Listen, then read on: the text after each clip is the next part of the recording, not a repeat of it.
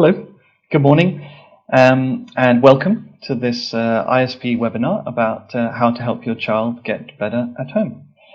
I'm really excited to be here and to share some of the big ideas that are in education right now, and also talk about some of the shared ideas that we have in the International Schools Partnership about learning and how we all, try and get better in all the different ways that we need to. A couple of notes to start with. The webinar is being recorded. That's so that we can share it with people who weren't able to be here with us. And also just on the sort of technical side, I can't see you, which is kind of strange for me. I can't hear you, but you've got the opportunity to use the chat. So if you want to make a question, for example, you can leave that open and write your messages in. Okay. So, introductions. I'm Nick Campbell.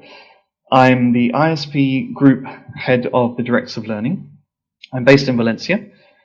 The Directors of Learning are critical in ISP for supporting schools to, in every way that they can, to get clear about what it is to learn well, and how to improve the learning of their students, and also of the whole school. And previous to my current role, I was the Director of Learning for the European region, working across the 12 schools that we have here. Before I was with ISP, I was a maths teacher. Well, I still am a maths teacher, hence I love maths. And it's also worth mentioning probably that I've got three children, which is why I'm particularly interested in today's discussion.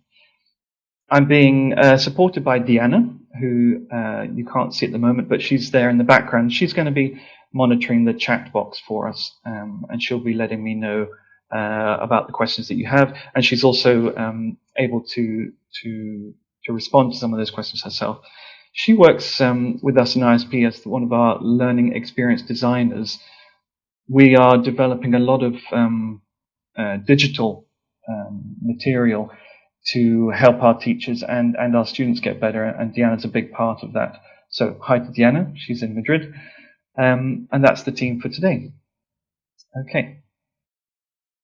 Now, just to get started, it's always a good idea to start sort of with the why, as it were. And I think we all know as parents that our role in supporting our children's education is very important. But just how important is sometimes difficult to measure. So I was really interested to find some research done by the Department for Education and Skills in the UK. And it did set about to actually measure where this impact happens and the way it happens.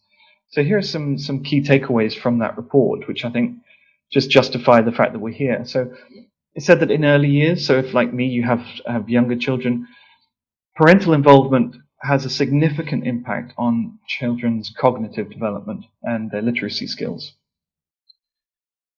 and number skills. For children a bit older, between the ages of 7 and 16, the parental involvement is actually a more powerful force than family background, the size of the family, and the level of parent education, which are normally the factors that we see in the media as being the most important indicators for how well students do. Actually, just having the parents involved is more powerful than any of those.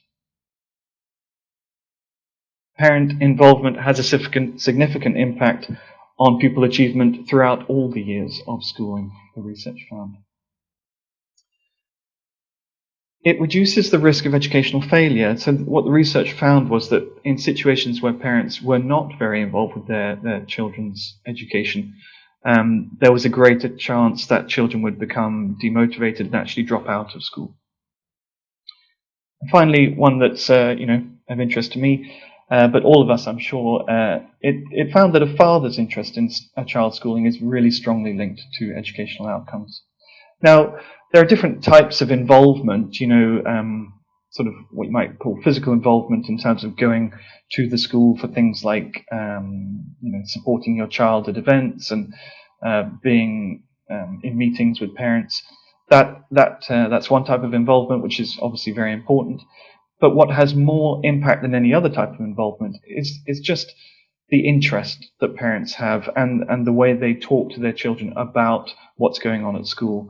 That, more than anything, is what really has an impact on how well our children do. So as a starting point, I think it's a great way to start. The fact that we're all here together today shows that we're interested in being involved. So we've taken a first step, and quite right. Okay, so our roadmap for today, I'm going to go through a few little sort of sections. The first one, we're going to talk about what is learning. Now, some of this may be familiar to you. You may know more about it than I do, perhaps some of it. But I think all of us, if we're going to help our children to learn well and support them in their learning, we need to know some facts about what happens when we learn, how we learn best. Obviously, that's a big part for today.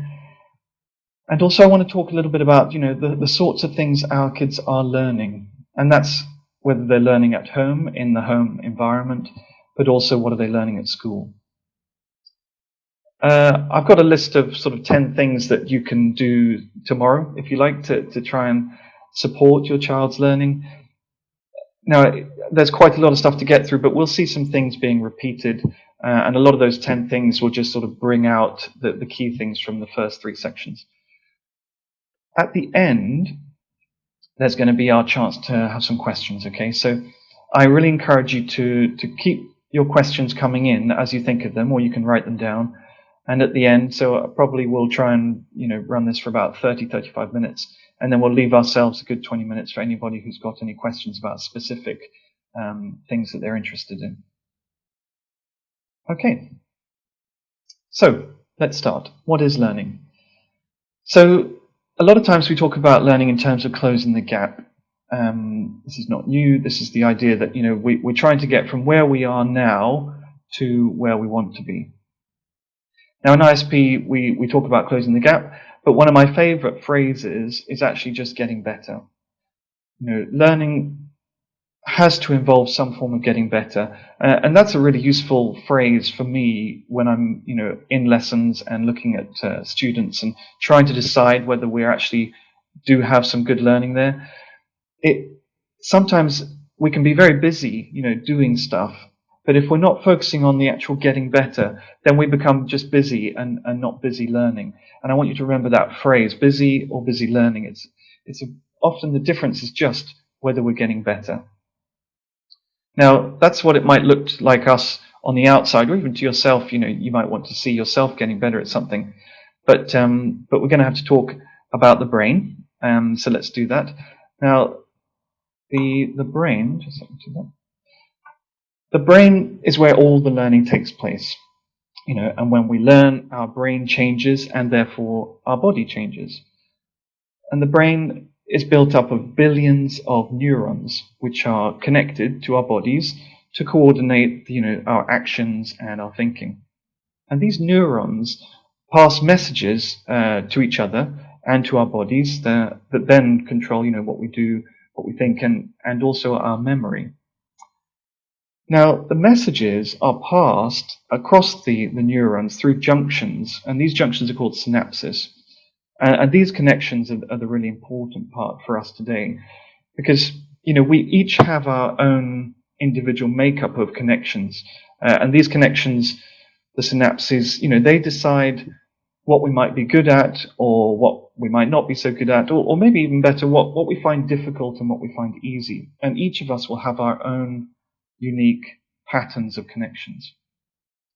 But the really, really important thing that neuroscience has told us in recent years is that these synapses can be grown. We can grow new ones. The ones that we have can be strengthened.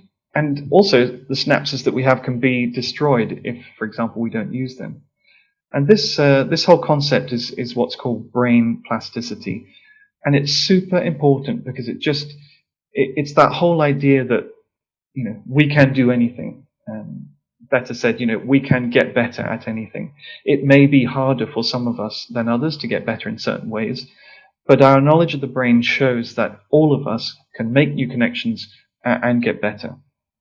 Now, Not only is that really important for our knowledge of the brain, but it's also a really important message for our children about their attitude towards learning and their potential. And I've put a picture of this book up here. It's by somebody called Carol Dweck, and she wrote this book quite a long time ago now, possibly even before we knew as much as we do about the brain. But it says exactly the same thing, and it could be considered essential reading for any parent or any teacher. Now, I really encourage you to get this book or read it. I think about it all the time with my own children. But the three sort of big messages that maybe I wanted to share with you today about it was that our research has shown that the most important thing for learning for a young child and for an adult is this belief that we're not fixed. And she talks about having a growth mindset versus a fixed mindset. Now, a fixed mindset would be somebody who thinks their abilities are fixed, and I'm good at that, and I'm bad at that. And that can be really restricting. And I'm not just talking about people thinking they can't do something. It's also really relevant to students and people who have a label on them that says, I'm really good, I'm really clever, I'm always in the top set. That idea that that's who I am can put a lot of pressure on young people to always perform. And we see those sorts of students underperform in an environment where they're faced with new challenges because they feel like they have to be good, so they might not take the same kind of risks as another student who may not be as academically strong, but sees learning as a process. And I think as parents, we need to model this every day in front of our children. As teachers, we model it as best we can in the classroom. That we know that even if I can't do something today, if I try, I can get better at it. And a part of that, the next point is failure. I always say to teachers, what do you want to see in your classroom? Do you want to see a class of 25 students all with 100% and everything correct? Or do you want to see a classroom with quite a lot of mistakes and questions? Because if they're all getting it correct, the chances are they're not really learning anything, they're just doing something they can already do. But where we see failure and mistakes, that's what we call learning. And I think a simple word that we can use that Carol Dweck talks about in her book is just that word yet. I can't do this. Well, I can't do it yet. Just changes that idea that this is a process and that we can get there. And the final point, which is something we really support in our schools, is that the whole thing about learning is the challenge and the process. And as parents and teachers, we want to make sure we're rewarding and praising more than anything the effort and the struggle. I'm so proud of you because of how you worked so hard. It doesn't matter that you didn't produce the most beautiful painting or whatever. I could see that you really tried hard with that. That's a much better message than, wow, I love that drawing. You're such a good drawer. They're both great and they both make the child feel better, feel good about themselves. But if we can just repeat that message about what's most important is that you tried and you got better, that's where the power of this whole message comes in. Okay, so that's a little bit about what is learning. What does that mean for us then in terms of how do we learn? Now, it might be worth you just having a moment to think about anything that you might be learning right now in your lives, because all of this stuff that we're going to talk about, it's quite helpful to think about real ideas. Now, I think we're all learning to be parents. I definitely have to have a growth mindset as a parent. We all make mistakes. I make mistakes all the time. But the important thing is that we talk about it. My wife and I, we talk about how we're going to get better, and it's that repairing that we do afterwards. And for myself at the moment, I'm trying to learn the ukulele. One of my kids showed a lot of interest in it, so we bought it for them, and I just couldn't resist it. So think about something that you're maybe trying to learn at the moment, and think about what these things that we're talking about now and how that manifests itself in your own experiences. So the most simple way in which we learn is through repeated experiences. We know this. The idea that practice makes perfect. And I always like the idea of a path and a grassy field as a way of just demonstrating that. If you have a field of grass and you walk through it once, if you turn around, you might see some delicate imprints on the grass, but they'll quickly sort of bounce back, and before you know it, it'll be as if you never walked through there. Now, if you walk backwards and forwards a few times, the grass gets more and more trampled, and that imprint of a path just lasts a little bit longer. Over time, with more and more of these passages, the path becomes more and more worn until we get a clear connection between here and there. And the brain works just the same. But it's not just a question of having repeated experiences, is it? And it's interesting because there's quite a lot of information out there and research done in how many times do we need to repeat something before it sticks. And I think I read, 17 is a number, 7 is a number, but actually there's much more to it than that. It comes down to not only the number of repeated experiences, but the quality of those learning experiences. The variety of those experiences. Are we having these experiences in different contexts that makes us think in a slightly different way? That's good. And the spacing between repetitions. If the number were 17, it makes quite a big difference, doesn't it? If you say you wanted to learn a word and you said it 17 times in a row now, does that mean you'll remember it in a month's time? If you said it 17 times with a week in between, does that mean you'll learn it better? It probably does. And there are, right and wrong things, and there's a lot of information about what the right spacing is. But just putting it out there that repeated experiences is the key, but there's quite a lot of variety going on in terms of how much of an impact those repeated experiences can have. Okay, I want to talk now about passive learning and deliberate repeated experiences. Now, let's talk about passive learning first. The brain is learning all the time. We're learning all the time, even if we don't really want to. But the brain can't possibly learn and remember everything that it encounters in our lives. So the things that stick to our brain most, those pathways, are the things that it sees most often. That's obvious. Now, this is really great news, especially if we want to deliberately learn things. We know that we need to do these repetitions. But it's also a bit of a problem if we're not being careful, because this learning, because it's happening all the time, we have to be careful about the sort of experiences that our children are having, both at home and at school.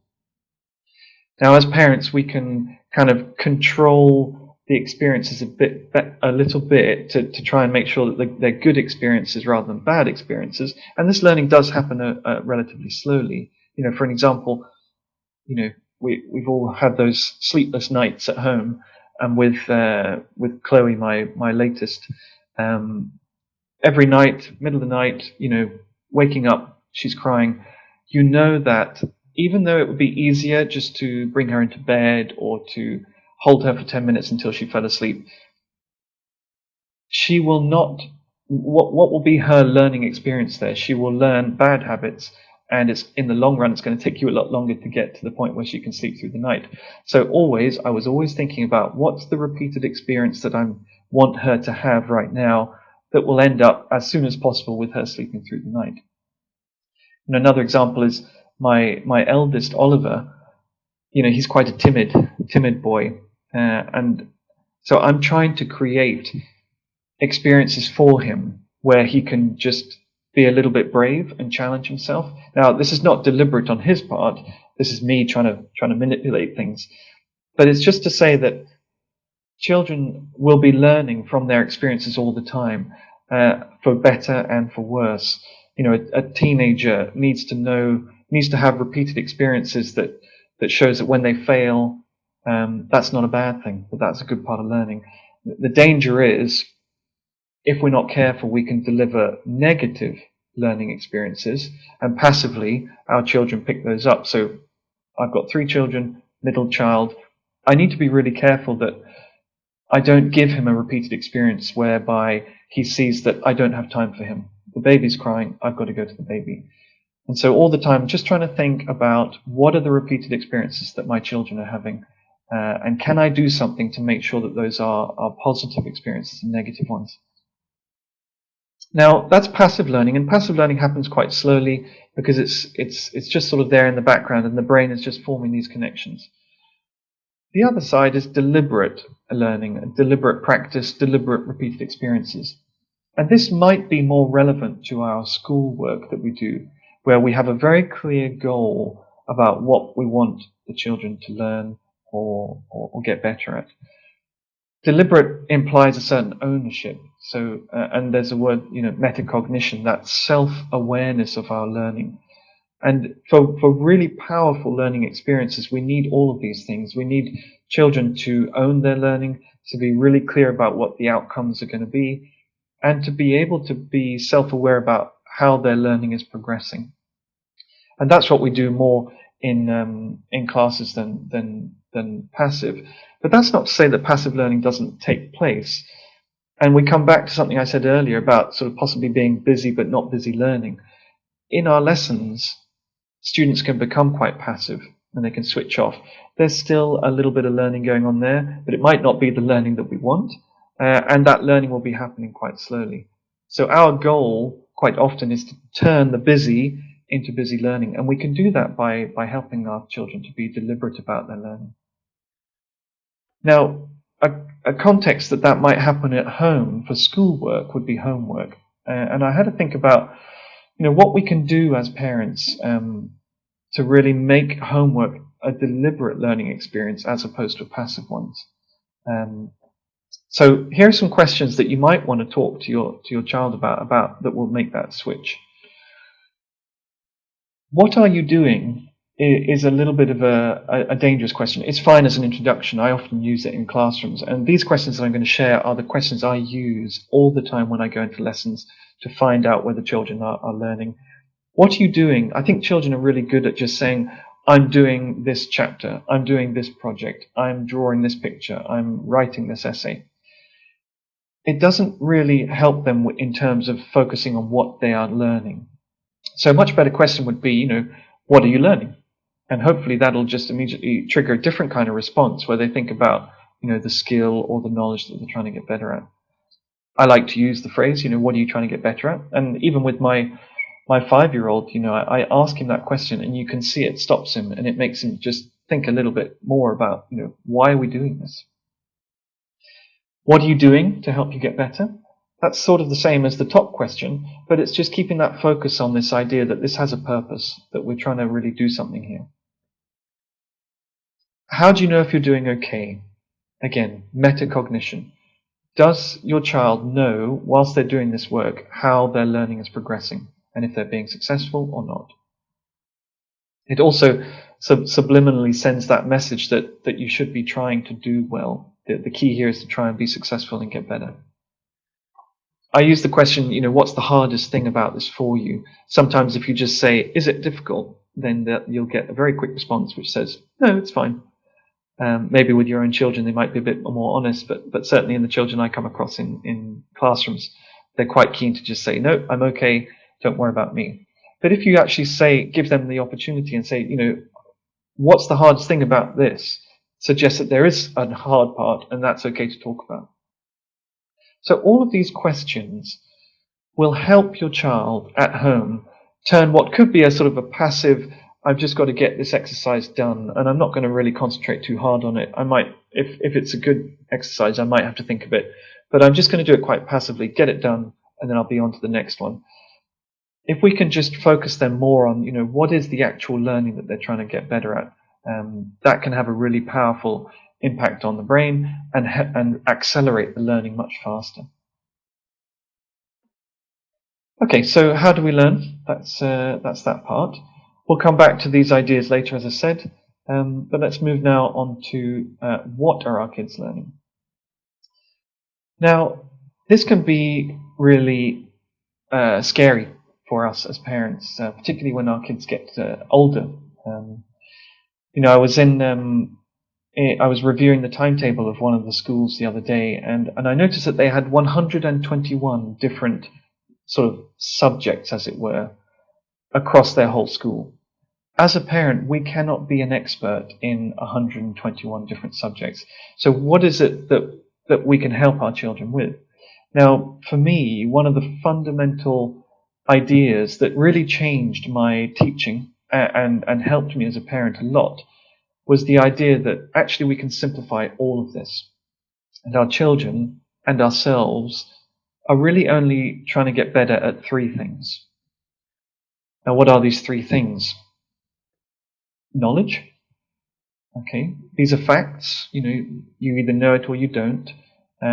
Facts can be learned quickly, and they can't be argued with. It's this or it's that. Skills is the next one. Now, skills is anything that involves doing something, and you can often, identify a skill just simply by saying, am I able to do that?" And if it is that, then skills are different to knowledge. They develop slower than knowledge. They also not just, oh, I can either do it or I can't. I mean, there may be some very sort of small skills or simple skills where you can say, I can tie my shoelace or I can't. But most skills are on a rubric, what we call a rubric, so that we might have sort of a beginning phase, a developing phase, and then over time we move to a sort of a mastering phase. I could say that my child can ride a bike. I can ride a bike, and Lance Armstrong can ride a bike. Does that mean we're all the same? No, it doesn't, because on this big rubric, we're all developing and we're at different stages. The third thing that we might be trying to get better at is understanding. Now, understanding is a word that we use a lot in education. I'm not sure we use it particularly well all the time, but understanding really is very personal. It's almost, if you want to think about it one way, is it's taking our knowledge and our skills and bringing them together, combining that with the experiences that we have surrounding this sort of area of learning, and interpreting that in terms of what does that mean to me. And understanding is forever developing. It's not something that you can say is right or wrong. Knowledge you can, skills you can say you're good at it or you need to get better. Understanding is just where you are. And it might be that your understanding of something is immature, or that it's being distorted by some specific experiences that you've had. But understanding is a really powerful part of learning. Not something we'll see much on exams, I have to say. Exams at A-level or at GCSE or in any exam, far more likely to target knowledge and skills, because understanding is so personal. We can't really test it. Now, for me, this is really helpful. It helps me in my teaching and my parenting. But why is it helpful? Well, the main message here for our teachers and for parents is that these three things are all learned and taught in different ways. And when we sit with our children, say they're doing bachillerato biology, even if we're not an expert in biology, if we know, or we can talk to them and just find out, is this a knowledge thing that we're trying to get better at, or skills, then we can help them with their learning by guiding them to focus on certain activities. So when we learn knowledge, skills, and understanding, knowledge, it's all about connecting and recalling. Now, connecting is about connecting things that are new to things I already know. And I'm sure we've all seen people like Darren Brown who can read a book in 5 minutes and remember all of it. And he'll say that he has sort of images in his head and he connects certain pieces of information to different things. Now, we can do that with our children by saying, oh, this is like that. And that just helps the brain to make those connections. Recalling information is the sort of the heavy lifting of the brain. So when we see our children trying to learn knowledge, classic highlighter pen, that's not actually the most powerful thing we can do for our brain, surprisingly.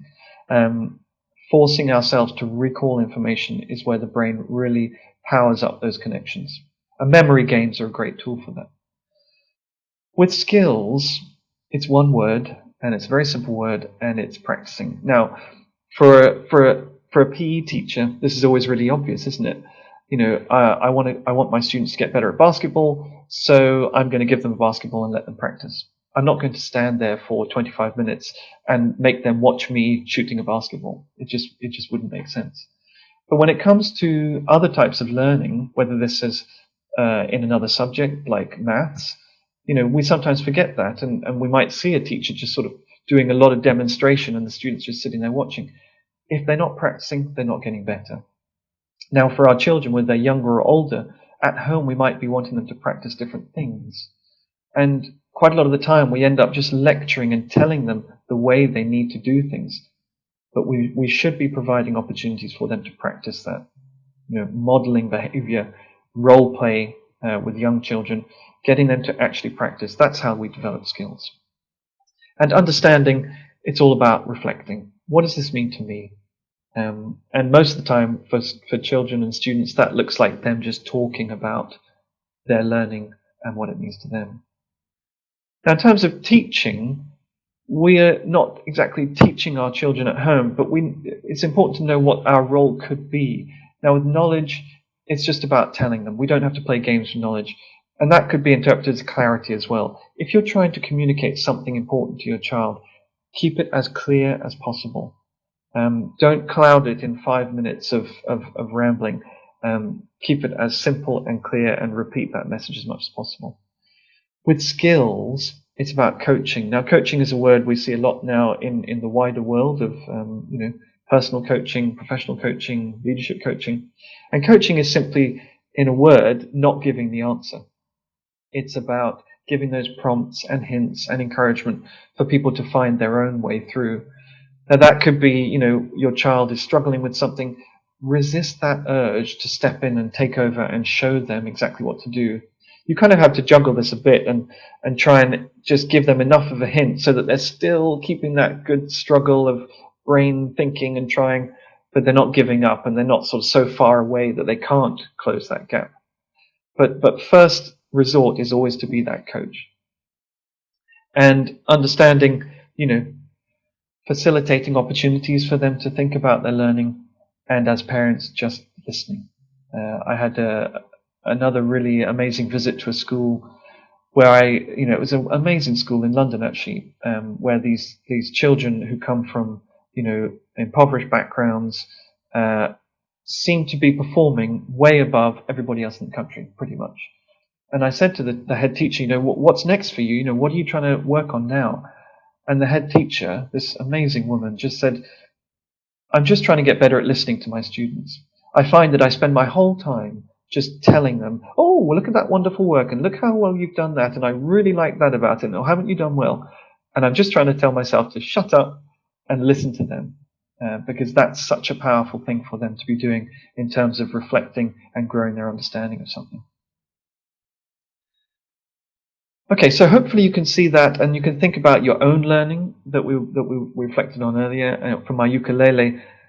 I can watch videos about people, showing me how to play the ukulele, but if I don't pick that instrument up and practice it, I'm not going to get better at that skill. Also, the knowledge of what chords to play, I need to be picking that ukulele up, once or twice a day, or it's more like once or twice a week at the moment, and just going through those chords to keep that repetition and keep remembering those chords. Now, I've written down 3 tricks for learning here relevant to the sort of knowledge, skills, and understanding. It kind of summarizes what we've just discussed. So for the knowledge and skills and understanding, the headline here is, for knowledge, are you helping your child to connect new knowledge to the things they already know, or the things that are similar? For skills, do you let your child know how to get better and then give them the chance to do this? I think that every sort of learning policy should be, after you tell someone how to do it, you must give them immediately a chance to practice it. Otherwise, without practice, they're not going to get better. And understanding, are you giving your child plenty of opportunity to think and talk about what things mean to them? So I always do that. I try to stop myself from telling my child what they should be thinking and just say, hang on a sec, what do you think? Just so that'll tell you more about where they are as well. Okay, so we've come quite a long way in our journey. We're nearly there, actually. The next thing, I'm going to just run through 10 things that we can do tomorrow to try and help our children learn. But just, if you can, just for your own learning, have a look at those pictures, see if you can figure out what they refer to, and just remind yourselves about essentially the knowledge that we've done. I'll give you 30 seconds to go through those and see if you can remember any keywords that relate to them. Okay, here we go. So we have the brain first. We learned about the neurons and the connections between them through the synapses. That fact that we each have different synapses, but that's not a barrier to us to learn. And then we come on to the Play-Doh, the plasticity of the brain, this idea that the brain changes all the time and we can control that change. And then the growth mindset, that we are not fixed in our abilities. Repetition is the key ingredient for learning, repeated experiences, but it's not just the number, it's the quality of those experiences.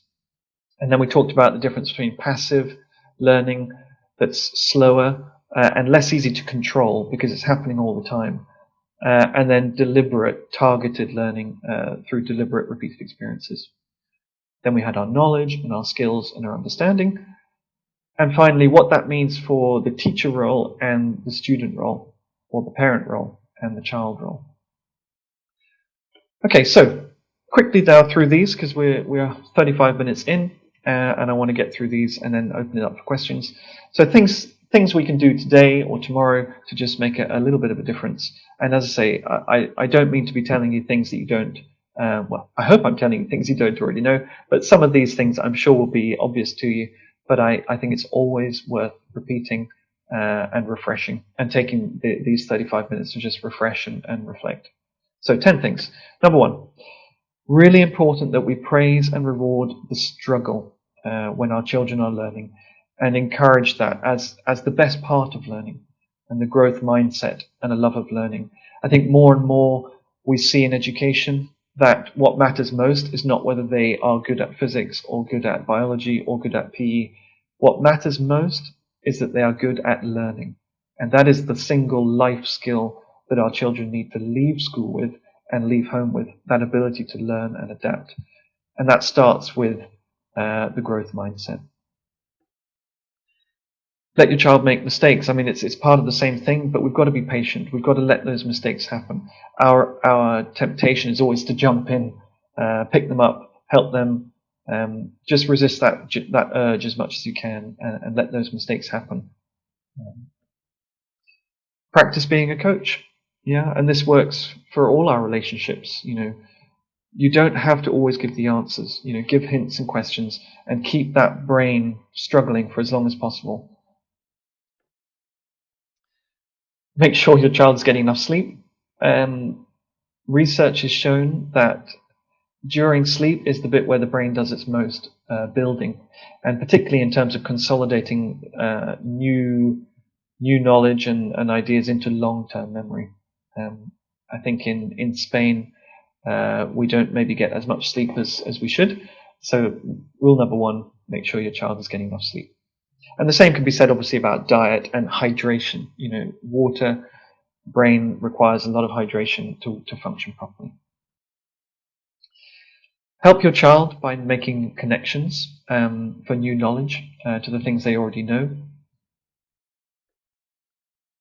And when it comes to skills, just create opportunities for your child to practice the skills. If you want them to get better at something, you're going to have to get them to practice it. And if, the same goes for if you see them trying to revise for something or trying to learn something at home for school, and you identify that this is actually a skill that they need to get better at, just really encourage them to stop highlighting, stop watching videos, get their pen and paper out and practice it, because that's the way they're going to get better. Listen to your child. This is related with understanding again. Just take time and remember to just stop talking and let them talk, and let their brain try and piece things together and develop their understanding. Particularly powerful for older children. What we know about the brain is that the understanding, which happens in sort of the front of the brain, really starts to develop very strongly between the ages of 18 and 25. It's still there early on, but that's why those people of age 18 and 19 and 20 have such struggles in terms of controlling and making decisions, critical thinking, because the developing part of the brain that controls your sort of critical thinking and understanding doesn't reach full maturity till about 25. And the more we can encourage them to reflect for themselves, the stronger that process will happen. Be a role model for learning. We say this to our teachers as much as I say it to myself. Show your own growth mindset every chance you get, every failure you make, everything you're trying to get better at. Just be open with your child and let them see you fail and see that failure as a positive experience for learning. And give yourself a break. As parents, we all make mistakes. You're going to make more mistakes. Just see that as a learning experience. Encourage your child to think about their own learning. That's, again, reflection. It's not only about understanding here, but it's also try to move the learning from just being busy, that sort of passive learning, into being busy learning, that sort of deliberate learning. I think that could be one of the most powerful things we do. To just focus on, is that the best you can do that? Or if you're going to do that again, how would you do it a little bit better? Oh, you're halfway through. Is the second half, are you going to do the second half any different to the first half? Are you getting better at anything? Just keep prodding and trying to twist it. And finally, just going back to our first slide, really, just be involved as much as you can with your child's learning. The single most important thing about parental involvement is asking the questions, being interested, and being involved. And that's what the research shows does have an impact on attainment and outcomes. Okay, so that's the end of our journey, or at least the part where I'm doing the driving. And we've got an opportunity now for questions. So take a time to think if you've got any questions or if you want to talk about anything particular. Deanna's there picking up the text because I can't see it on my screen, and she's going to just feed in some questions that we may have. Okay.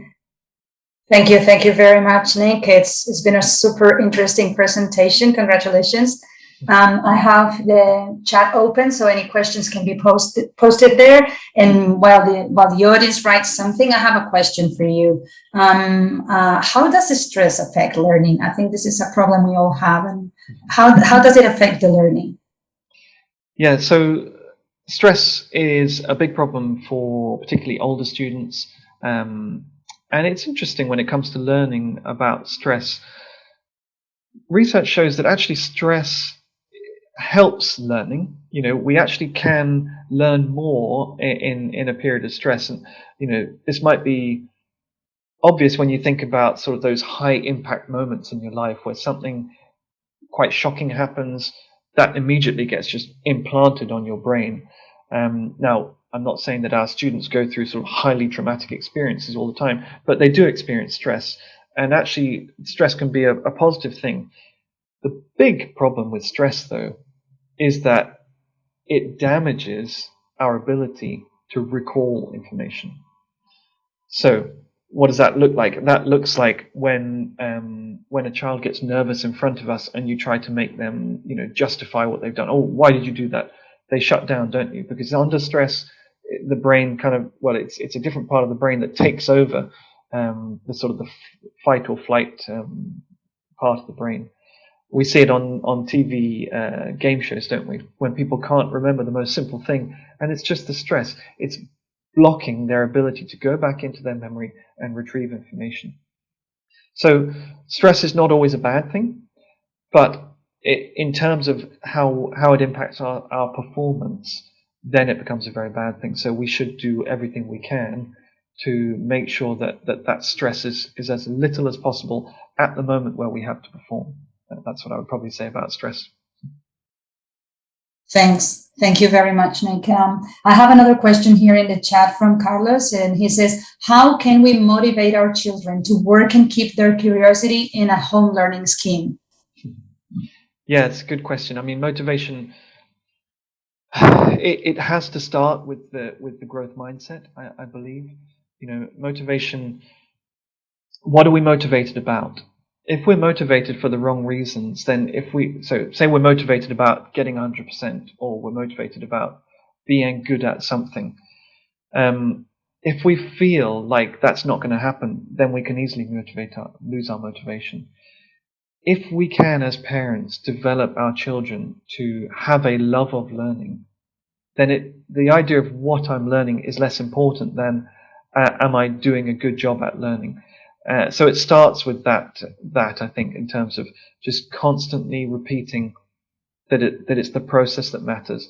And if you can commit yourself to that process, that's when you're going to get the most amount of praise from me as your parents. That's what I value. And I think that's the single biggest step we can take for motivation. There are all sorts of other things that influence motivation of our students, particularly when they get older. So the groundwork has to be set early on, I believe, with the kind of messages and passive learning experiences that we give our children about what school is for. And it comes back again to that being the single most important skill that employers want, that they'll need in their lives, is the ability to learn. So that would be my advice for motivation. Thanks, Nick.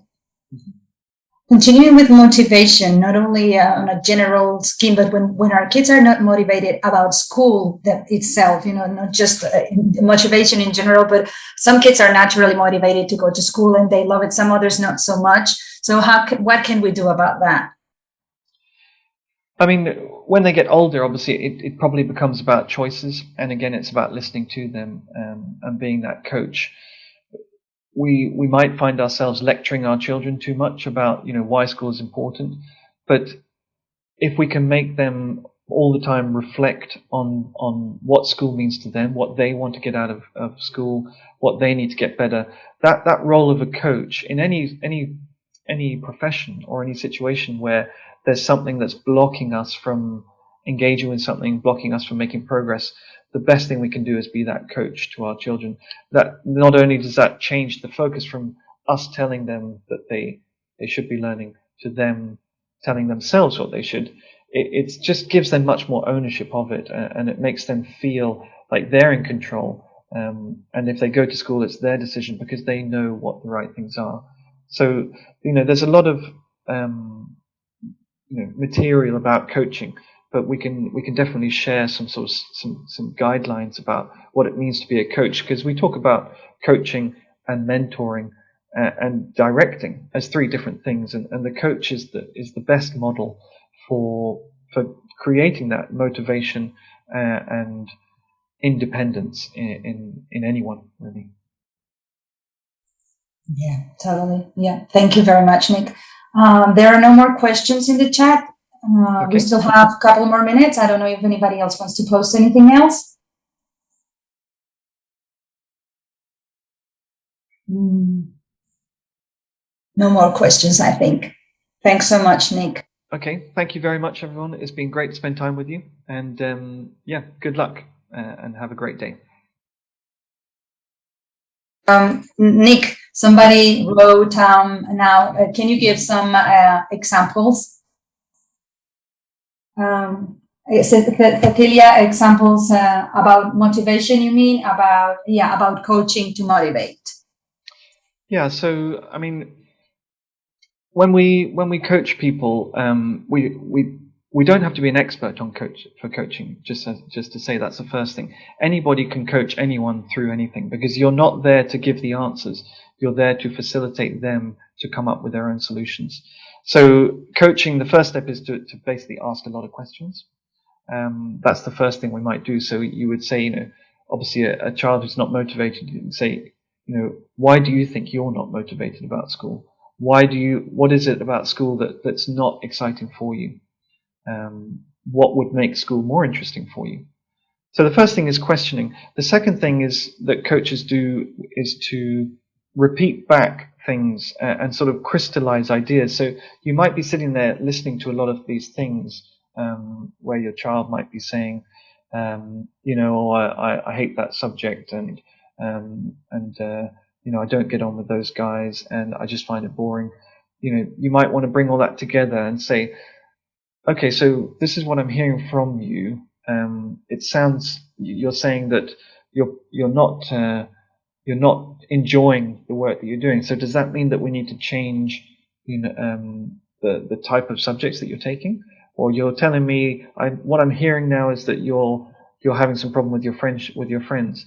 Do we need to do something there to improve that, or worst case scenario, do we need to move school?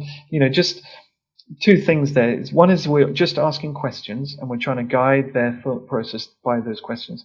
And the other thing is that we're taking what they say and we're repeating it back to them in a sort of a summarizing way that helps them to just almost agree with themselves. Okay, if that's what you're hearing and I agree with it, then yes, I'm happy. That's what I feel. And the last thing is just moving that discussion onto actions. What do you think we should do now? What do you think is the right thing to do now? And at the end of that conversation, hopefully there's a bit of a commitment to what they are going to do. And then you're justified at that point to saying, this was your idea. This is what you wanted to do. So I'm going to try and support you to make this happen. Thanks, Nick. Yeah, the other day I was talking to a friend of mine who is a certified coach, and she was telling me exactly those things about asking questions, about leading, about going with the person, because it's the person who has to go through the whole process. So yeah, completely agree to that. I have another one here from a couple more that just arrived. Christina asks, what is your view about grading students? Does it provide the right incentive to enhance the learning process? Well, the danger with grading is that it doesn't work well for a growth mindset. It works badly at both ends because the students that get the great grades repeatedly, they have this fixed mindset where they think that's who I am, and if I don't get a good grade, that's really bad. At the other end, a child who regularly gets weak grades, slowly that passive learning experience becomes that I am worse than the others. The key with any work and grading of work is that the focus is not on the grade, but it's about next steps. And I think that I say to schools that the single most important part of any marking policy is that after the work is given back, there's an immediate opportunity to practice again the things that went wrong. And for myself, I didn't give grades when I marked work. I gave it back, and I just had comments written on it about what needs to get better, and then I would highlight one or two things that I would like them to practice again, and then give them the first 10 minutes of a lesson to practice that. Grades really are only important when we get to the senior years, where grades have a meaning. The only exam in our students' life that matters in terms of grade is their university access exam or their GCSE exam.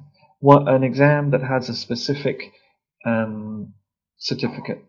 Every other test that they take in school or every exercise they do, really, we don't need grades at all. And I would prefer to see grades not used, and if they are used, to be like the last thing that's talked about.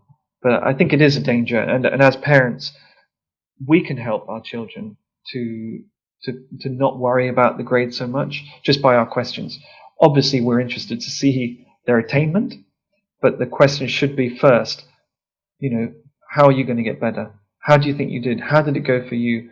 What mistakes did you make? And do you think that you can do you know how to do better next time? I think those are the conversations that we can have, and not just on rewarding grades. And if we're really good, we can reward when grades go up, because then we're seeing getting better. It's easy to reward the child that gets great grades all the time, but the best learner is the person whose grades are moving up over time.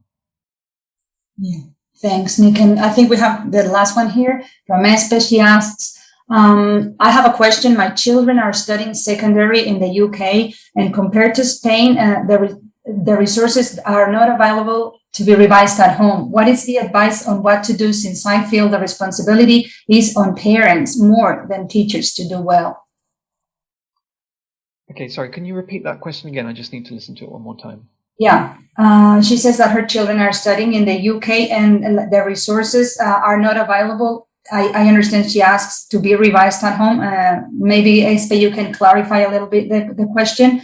She asks for advice on what to do, because she feels the responsibility is more on parents than on teachers about how well their kids do. Right. Okay. So I think what that question is about is just in terms of the support that students have, in terms of the resources at their disposition. I mean, there are, there's lots of information out there on the web, of course, for students to rely on. In terms of a parent, I think the best thing we can do, if we don't know where to get the resources or what that learning is like, we probably go back to the conversation about knowledge and skills and understanding, in terms of, if we talk to our kids enough about what learning it is they want to get better at, we can help them to focus in the kind of activities that will help with that learning. So a child may think that their success lies in a particular resource, a YouTube video or a book, but if we can help them to focus more on the specific sort of skills that they want to get better at, or the knowledge they need, I think that will help them to find the resources they need much more easily. So that might be my advice there. Sorry, it's a difficult question, because if you were in one of our schools, then I would suggest that you contact the school and get more support, or that we could communicate with the school for you to get more resource. I hope that's helpful. Yeah, I think she said, that's why I'm planning to go back to Spain, where there are specific textbooks. Thank you. Well, thank you very much to everyone. Thanks, Nick. Thanks very much. And to all of our attendees. Thank you. Thank you very much. See you later.